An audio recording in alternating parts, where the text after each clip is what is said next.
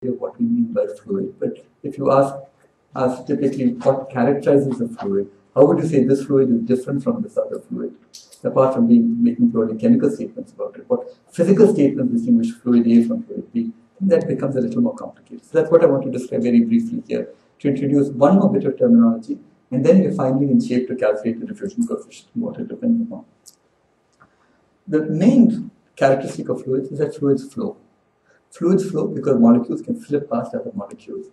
In a solid, molecules are all rigidly held together in place. This neighbor of mine will permanently remain my neighbor, and permanently remain the neighbor of his will remain a neighbor of his. Precisely because molecules can't move out of these specific favored locations that they have in a crystal.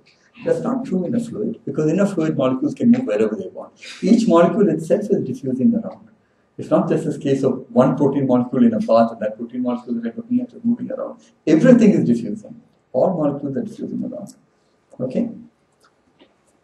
How does a fluid flow? A fluid flow because little pieces of fluid, little chunks of fluid are themselves being carried along by Newton's laws, and they accelerate when there's a force acting upon them. There are various forces. There could be forces due to gravity. There are also forces that little packets of fluid exert on other little packets as they slip past each other. And it's this little packet of fluid slipping past other little packet of fluid that leads to viscosity or dissipates energy inside the flow. So it's a viscosity that we're interested in. We just do this movie. So this is just a movie of, it's actually ordinary Pepsi and Diet Pepsi.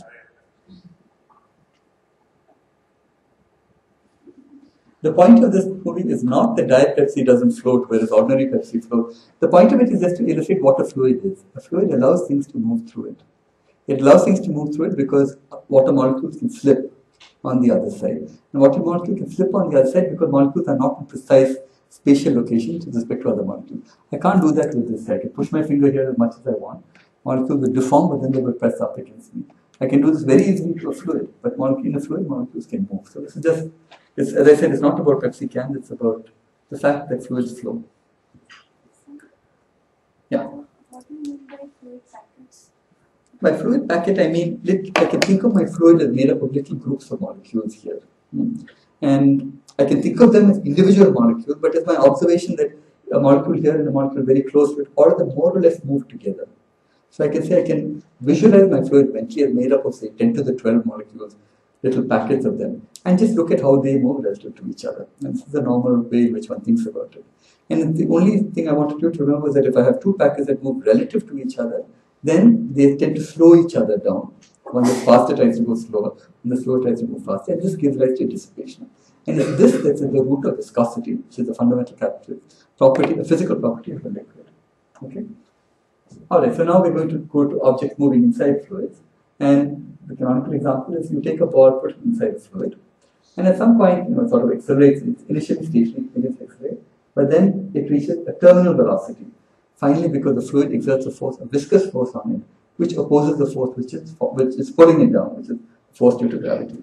And it's observationally true that the viscous force is proportional to the velocity. So the simple way of saying that is that if anything moves through a fluid, then there is a drag force that prevents it from pushing it back upward. And that is proportional to the velocity. There's a minus sign here because it's a plus sign is downwards. This is pointing in the opposite direction, so there's a minus sign. What's pulling it down? That's gravity, which is mass times acceleration due to gravity. If it's moving at constant velocity, then there is no force acting upon it. Because if there was a force, it would accelerate from Newton's law. So if I just balance these out together, I have V is mg divided by gamma. This is the drag. And this is the terminal velocity with which something is moving in a fluid. And it comes between the cancellation between the force due to gravity and the force due to the drag. This is sort of well known because you can, in fact, the gamma here hides a lot of stuff. And gamma depends upon the shape of the object. So a parachute jumper essentially adjusts gamma by increasing the drag, so that if you increase the drag here, you reduce the velocity. So the parachute jumper reaches a fairly comfortable terminal velocity before actually hitting the ground. And if he didn't have a parachute, boom, you have a pile of jelly on the ground rather than a parachute jumper.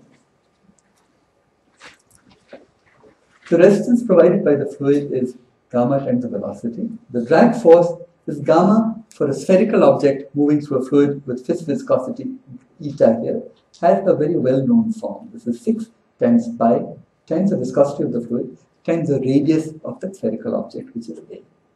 Everything about the fluid enters through the single parameter here, which is the viscosity, the eta here.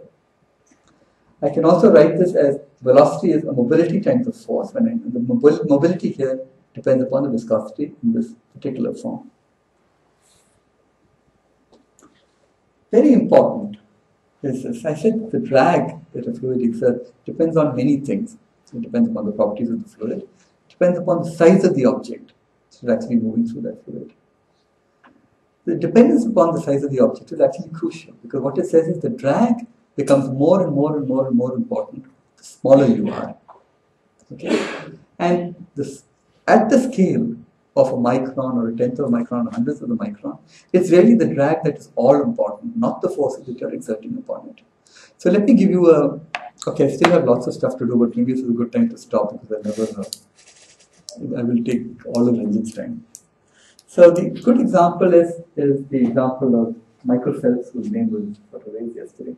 If you've looked at Olympic swimmers, in fact any swimmer, with the nice underwater cameras that you have, when they reach the end of the swimming pool, they turn around, they kick back against the wall, and then they don't do anything. They coast. And that coasting time is very useful. It enables them to get back the sort of brief period of rest that you have before you start swimming again. But the interesting thing is that just that kick against the wall sustains their motion for something like a few 3 to 5 meters before then they can start swimming again. The fact that you can move after just that single impulsive force, that you can coast along, is a property of a fluid where viscosity is not so important. In fact, the reason we can swim as we swim is because viscosity is not particularly important. If you ask, let me take a bacterium. Let me just hit a bacterium, which is just like the analog of kicking against the wall. Let me just kick it here and ask, how long can the bacterium coast? How far can it move before it comes to a rest? Even with Michael Phelps can kick the wall, move backward, but at some point Michael Phelps will come to rest. So before that, he has to swing his arm around and begin to swim again. For the bacterium, the answer is very interesting. The bacterium will come to rest in a distance that is of order the size of one atom. The bacterium, remember, is about a micron in size. So in terms of the basic size of the object, the distance in which it actually moves it is, before it comes to a rest, is much smaller, like 5 orders of magnitude, 4 orders of magnitude smaller than the size of that object itself. Quite in contrast to the swimmer, who can coast maybe 1 to 2 body lengths, coast along before he can. So this is an example of why, when things get smaller, the whole notion of what physics is applicable at that scale changes. And you should not use your intuition of what works at our scale, where we know how swimmers swim, to understand how things move at the scale that is very small. So how do you want to do this? Sorry. Yeah. I don't, okay, I understand the example that you gave that it's different, but I don't understand why it's different. It's because motion is, what's the best way of saying this? Inertia and drag. It's inertia and drag are the two things that compete. Michael Phelps or any swimmer, macroscopic swimmer at our size, uses inertia. And the fact that you can take and be carried along, you can coast along, is a consequence of inertia. What's fighting against your inertial motion or your coasting is the drag. If the drag is much more important than your inertial motion, your drag will just suppress that completely and not allow you to move. So it's just in our macroscopic regimes of us or of boats or of destroyers or whatever, it's inertia that is all important. The smaller you get, it's drag that's all important. So the rules that work for things that are very small are not the rules that work for things that are very large, for motion inside fluids. So for a vesicle, for instance, drag, which is more. Absolutely, absolutely. Vesicles do not accelerate. And this turns out to have extremely interesting consequences for how anything can move at the microscale. For example, nothing can move through inertia at the scale of about micron or smaller. And the drag comes not, it's viscous drag. Drag is viscous drag, exactly. But that has a complicated form. It depends upon the shape of the object. So the reason there's something like when E. coli swim has multiple flagella which it binds together into a more complicated structure. It's sort of corkscrew, helical-like structure, and then rotates it counterclockwise and clockwise.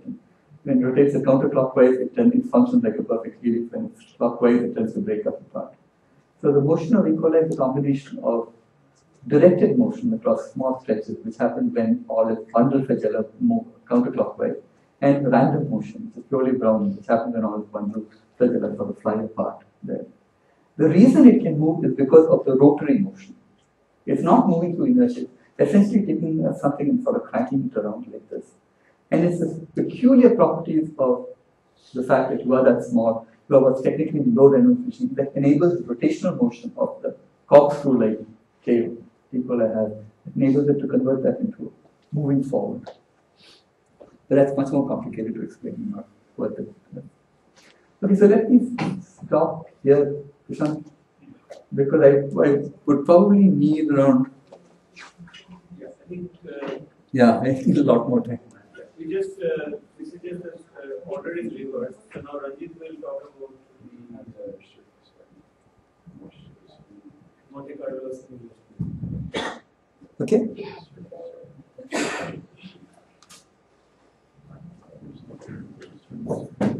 I could finish at some other time, maybe some other.